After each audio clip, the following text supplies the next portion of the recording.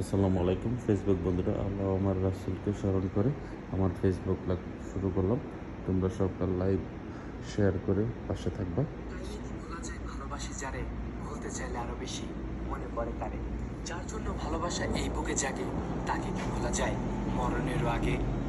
সে ছেড়ে গেছে, এটা যতটা না বেশি যন্ত্রণা, তার যে বহুগুণ বেশি যন্ত্রণা তার রেখে যাওয়া স্মৃতিগুলো, যেটা একটা মানুষকে আত্মহত্যা করতে পর্যন্ত বাধ্য করতে পারে। মানুষ অন্য হয়ে খুঁজে বেড়ায় কি করলে তাকে আমি বলতে পারবো, কোথায় গেলে তার স্মৃতিগুলো আমায় স্পর্শ করতে পারবে না।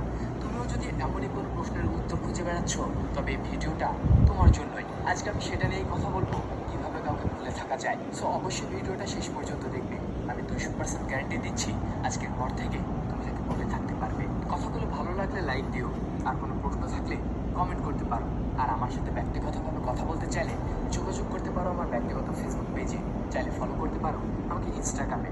আমার সমস্ত সোশ্যাল লিঙ্ক ভিডিও ডেসক্রিপশনে দেওয়া আছে। তোমরা অনেকে আমার সাথে ডাইরেক্ট কল দিয়ে কথা বলার জন্য আমার ফোন নম্বর, হোয়াটসঅ্যাপ বা ইমো নাম্বার চেয়ে থাকো।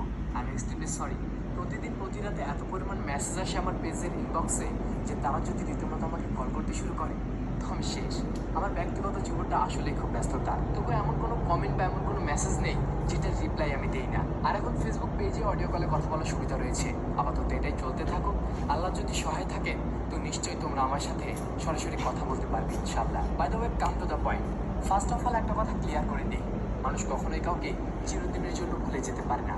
ওয়েট, এটা শুনে আবার ভিডিও ছেড়ে দৌড় দিও না। আমি বলেছি কাউকে পার্মানেন্টলি ভুলে যাওয়া ইম্পসিবল, কিন্তু কাউকে ভুলে থাকা যে ইম্পসিবল সেটা কিন্তু বলিনি। এখনো বুঝতে পারোনি? আচ্ছা, ডিটেলসে বলছি। মানুষ ভুলে যেতে পারে বলে বেঁচে থাকতে পারে, নয়তো প্রতিনিয়ত আমাদের সাথে যে